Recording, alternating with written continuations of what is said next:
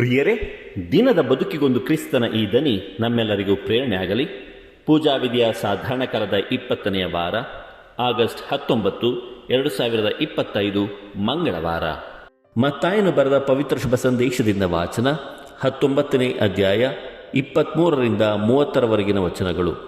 ಆ ಕಾಲದಲ್ಲಿ ಯೇಸು ತಮ್ಮ ಶಿಷ್ಯರನ್ನು ಉದ್ದೇಶಿಸಿ, ಐಶ್ವರ್ಯವಂತನು ಸ್ವರ್ಗ ಸಾಮ್ರಾಜ್ಯವನ್ನು ಪ್ರವೇಶಿಸುವುದು ಕಷ್ಟವೆಂದು ನಿಮಗೆ ಒತ್ತಿ ಹೇಳುತ್ತೇನೆ. ಐಶ್ವರ್ಯವಂತನು ದೇವರ ಸಾಮ್ರಾಜ್ಯವನ್ನು ಪ್ರವೇಶಿಸುವುದಕ್ಕಿಂತಲೂ ಒಂಟೆಯು ಸೂಜಿ ಕಣ್ಣಿನಲ್ಲಿ ನುಸುಳುವುದು ಸುಲಭ ಎಂಬುದು ನಿಜ ಎಂದರು. ಇದನ್ನು ಕೇಳಿದ ಮೇಲಂತೂ ಶಿಷ್ಯರು ಬೆಬ್ಬೆರಗಾದರು. ಹಾಗಾದರೆ ಯಾರು ತಾನೇ ಜೀವೋದ್ಧಾರ ಹೊಂದಲು ಸಾಧ್ಯ ಎಂದುಕೊಂಡರು. ಯೇಸು ಅವರನ್ನು ನಿಟ್ಟಿಸಿ ನೋಡುತ್ತಾ, ಮನುಷ್ಯರಿಗಿದು ಅಸಾಧ್ಯ, ಆದರೆ ದೇವರಿಗೆ ಎಲ್ಲವೂ ಸಾಧ್ಯ ಎಂದರು.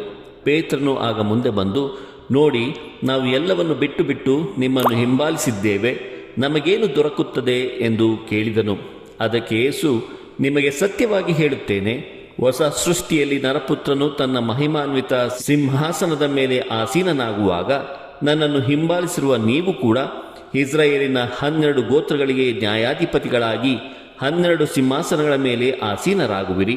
ನನ್ನ ನಾಮದ ನಿಮಿತ್ತ ಮನೆ ಮಠವನ್ನಾಗಲಿ, ಅಣ್ಣ ತಮ್ಮಂದಿರನ್ನಾಗಲಿ, ಅಕ್ಕ ತಂಗಿಯರನ್ನಾಗಲಿ, ತಂದೆ ತಾಯಿಯರನ್ನಾಗಲಿ, ಮಕ್ಕಳು ಮರಿಗಳನ್ನಾಗಲಿ, ಹೊಲ ಗದ್ದೆಗಳನ್ನಾಗಲಿ ತ್ಯಜಿಸುವ ಪ್ರತಿಯೊಬ್ಬನು 100 ಮಡಿಯಷ್ಟು ಪಡೆಯುವನು, ಮಾತ್ರವಲ್ಲ ಅಮರ ಜೀವಕ್ಕೆ ಬಾಧ್ಯಸ್ಥನಾಗುವನು.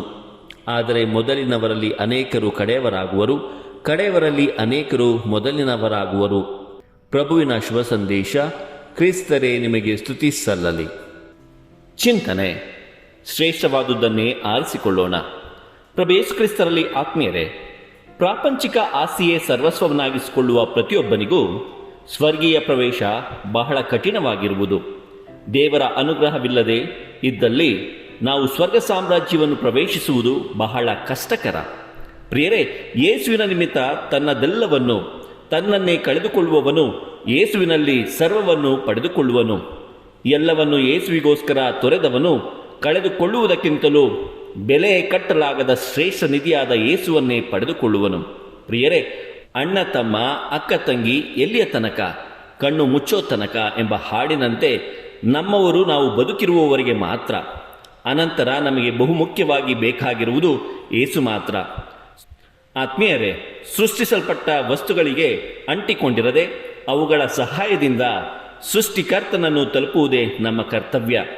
ಸೃಷ್ಟಿಕರ್ತ ಬೇಕೋ ಅಥವಾ ಸೃಷ್ಟಿ ಬೇಕೋ, ಆಯ್ಕೆ ನಮಗೆ ಬಿಟ್ಟಿದ್ದು. ಶ್ರೇಷ್ಠವಾದುದನ್ನೇ ಆರಿಸಿಕೊಳ್ಳೋಣ, ಏಕೆಂದರೆ ಸೃಷ್ಟಿಕರ್ತನ ಹೊರತು ಶ್ರೇಷ್ಠವಾದುದು ಬೇರೆ ಯಾವುದೂ ಇಲ್ಲ. ದೇವರು ನಮ್ಮೆಲ್ಲರನ್ನು ಆಶೀರ್ವದಿಸಲಿ. ಇದು ಧ್ವನಿ ಮಾಧ್ಯಮ ಮನೆಯ ಕೊಡುಗೆ. ಧ್ವನಿ ವಂದನೆಯ ಸ್ವಾಮಿ ಶಾಂತಕುಮಾರ್ ಜೆ, ಬೆಂಗಳೂರು ಮಹಾಧರ್ಮಕ್ಷೇತ್ರ. ಪ್ರಿಯರೇ, ಈ ಚಾನೆಲ್ ಅನ್ನು ಸಬ್ಸ್ಕ್ರೈಬ್ ಮಾಡಿ ಪ್ರತಿದಿನ ದೇವರ ವಾಕ್ಯವನ್ನು ಆಲಿಸುತ್ತಾ ಅದನ್ನು ಇತರರೊಂದಿಗೆ ಹಂಚಿಕೊಳ್ಳಲು ನಮಗೆ ನೆರವಾಗಿರಿ. ಧನ್ಯವಾದಗಳು.